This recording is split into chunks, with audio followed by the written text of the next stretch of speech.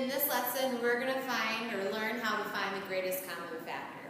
Let's start with a definition for GCF, or greatest common factor.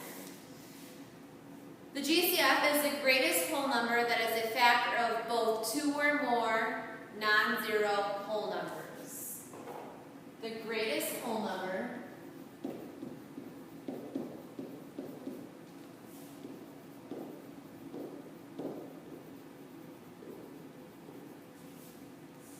that is a factor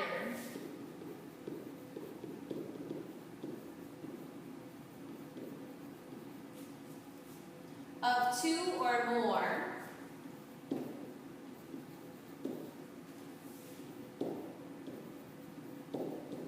non-zero whole numbers.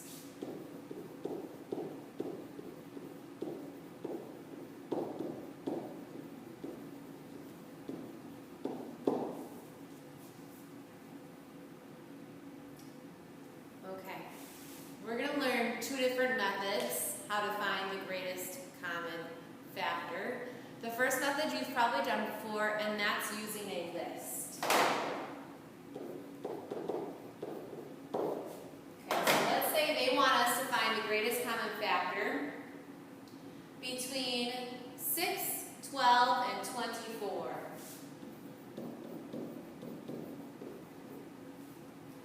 The first method is list out the factors, and this is what we did in yesterday's lesson. So I'm going to start with the factors of 6. Again, factors are what multiply to make the number, so I like to think in organized manner and start with 1 and 6. Make my way to 2. 2 times 3 is 6. I know there are no other factors between because I meet in the middle. Now I'm going to find the factors of 12. Start with 1 in itself. Work with 2 next. 2 goes into 12 6 times. 3 goes into 12 4 times. And I know my list stops because the numbers meet in the middle. 24. The factors of 24, I'm going to start with 1 in itself. 2 goes into 24 12 times. 3 goes into 24 8 times. 5 does not go in. Oh, I forgot 4, didn't I? 4 goes in 6 times. 5 in the middle of 4 and 6. 5 does not go in, so I know I can finish. We are finding the greatest common factor, the biggest number that they have in common. The biggest number that they have in common looks like is 6. So I would write my greatest common factor.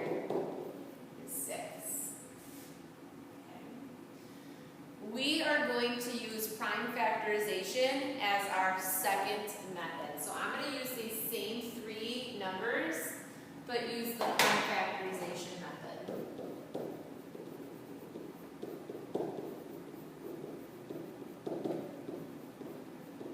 In yesterday's lesson, we also learned 2 different ways to solve prime factorization, and you get to choose whatever method you're more comfortable with. Yesterday we learned the factor tree or the ladder diagram.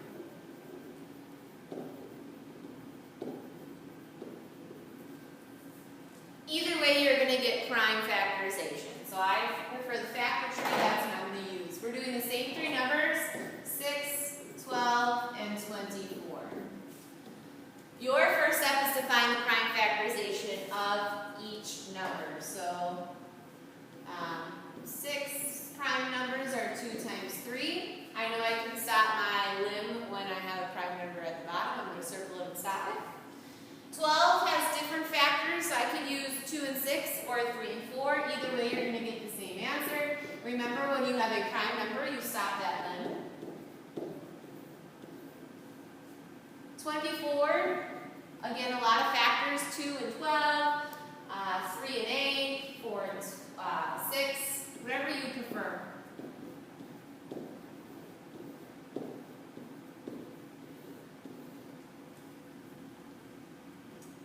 This is the new part, this is the tricky part. I'm going to list those prime factorizations on top of each other.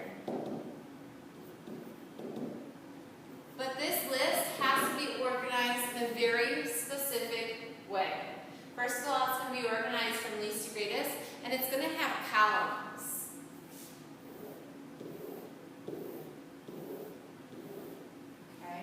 each column is going to represent a number. I'm going to start with the prime factorization of the one that has the most terms, and again, least to greatest. So 2 times 2 times 2 times 3. Now these columns are set. Okay? There can only be 2 in this column, only 2 in this column, only a 2 in this column, a 3 in this column. So maybe I go to 12 next. 2 times 2 times 3. I cannot put a 3 here. This is a 2 column, so I skip it. Okay, move on to 6. 2, oops. Fill the first one. Skip, skip, fill the first 3. Your greatest common factor are only the full columns. You're going to be multiplying the full columns. So this represents 2, this represents 3. Our greatest common factor is 6. Notice I did not do 2 times 2 times 2 times 3 times 3 times 3. The column represents the number in which you are going to multiply. Okay. We're going to do the same process again. And you can choose which method you want to do. I would like you to try to find the greatest common factor between 27, 45, and 90. Push pause and try that now. Okay, so if you use the list, hopefully you realize that 90 has a lot of factors and sometimes that takes a lot longer. So instead, prime factorization, even though it seems like a longer process, is shorter. So I'm going to start by finding the prime factorization of each of these 3 numbers. So 27, I'm going to use 3 times 9. Circle my prime numbers. Move on to 45. I'm going to use 4 times 9. Neither are prime, so I have to keep rolling.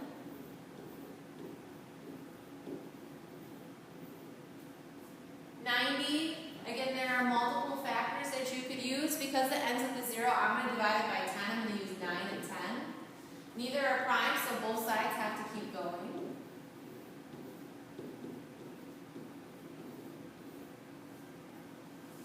Sometimes it does help to list these out from least to greatest. Helps in the next step. That's your choice to see how organized you want to be. Okay. Now I'm going to list these on top of each other. And I'm looking for full columns. My suggestion to you is to start with the ones that have the most factors.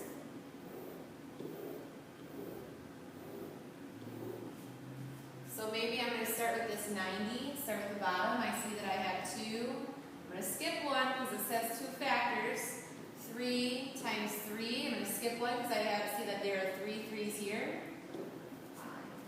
Okay. Sometimes it pays to look ahead. I'm going to start with 45. And then 27. I skip these because these are reserved for 2s. We're going to multiply the 2 columns that are full. When I say full, there are no empty spots. So I have a row of 3s and another row of 3s. This tells us to multiply 3 times 3. So our greatest common factor is 9. Okay. We're going to learn about what relatively prime means.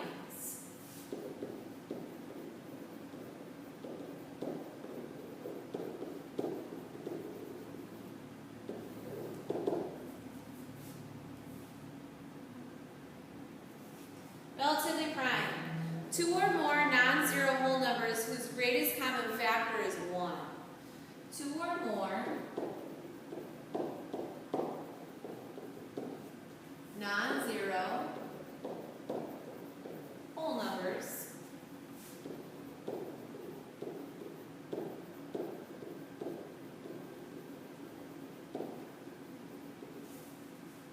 whose greatest common factor is 1. Okay, so meaning you're getting 2 numbers who their factors, their only common factor is 1. So I'm thinking of a number like 5 and 3. Think of 3's factors, 1 times 3, and 5's factors, 1 times 5. The only thing that 3 and 5 have in common are 1. So they're relatively prime. 3 and 5 are relatively prime together. It's easy to make a list for the example that I just said, 3 and 5. But when you get really big numbers, such as 39 and 56, it's harder to make a list. So instead, I'm going to use prime factorization. The list is still an option though, so if you want to write that down here, list or prime factorization, you're welcome to. I'm going to start by finding the factors of 39. I think of 3 times 13. Both of those are prime. Now I'm going to think of 56. 7 is prime, but 8 can keep on going. Okay, maybe I want to list these out from least to greatest so it's easier to see. Okay, now I'm going to make that list to compare their factors.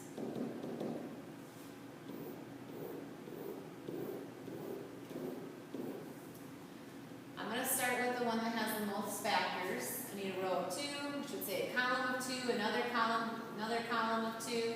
I see that I have a 3, so I'm going to skip one because I like to keep things least to greatest. And then a 7. So 56 is 2 times 2 times 2 times 7. And 39 is 3 times 13. Do you see that none of these columns are full? When that happens, their greatest common factor is 1.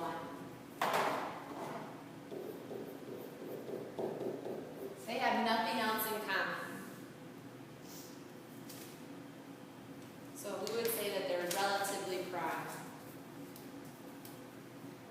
Okay, last part right here. This is finding the GCF of monomials.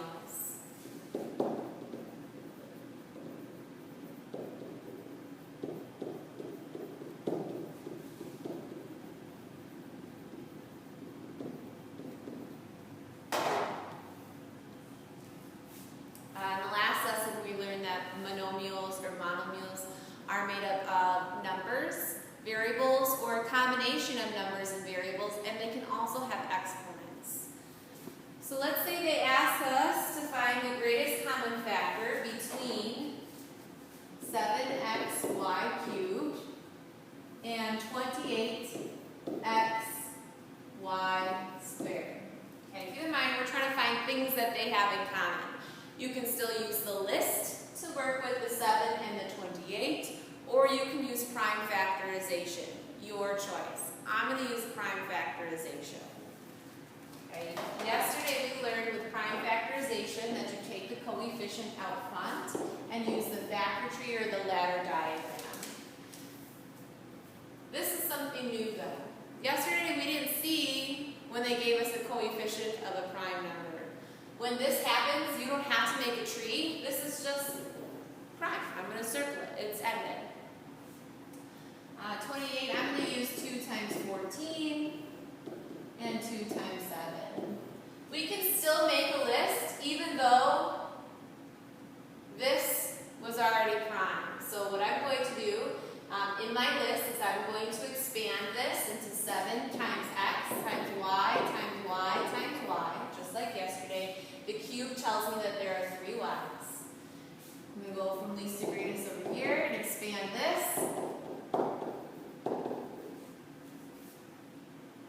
Make that list.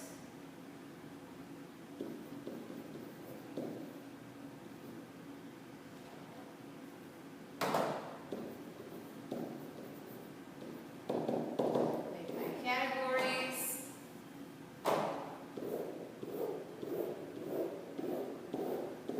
Maybe I want to just start with the numbers and then worry about the exponents later. So I see that 28 is 2 times 2 times 7. And 7 is just 7. Now I'm going to focus on the variables. I see I have in the bottom x times y. And the numerator I have x times y times y times y. Greatest common factor, it's what they have in common. So So I'm going to take those full rows. I see that both of them have a 7, both of them have one x, and both of them have 2 y. So my greatest common factor is 7xy squared. I would like you to try 32y squared and 6x squared y. Push pause and try that now. So I'm going to use prime factorization again. I'm going to start by just working with the coefficients. I'm going to break 32 up into 4 times 8 and 2 times 2.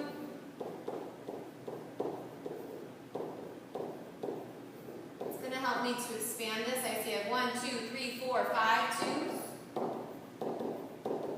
And then I'm going to expand the variables. There are 2 y's. 6 is just 2 times 3. And I'm going to expand the x's and the 1 y. Now it's time to see what they have in common.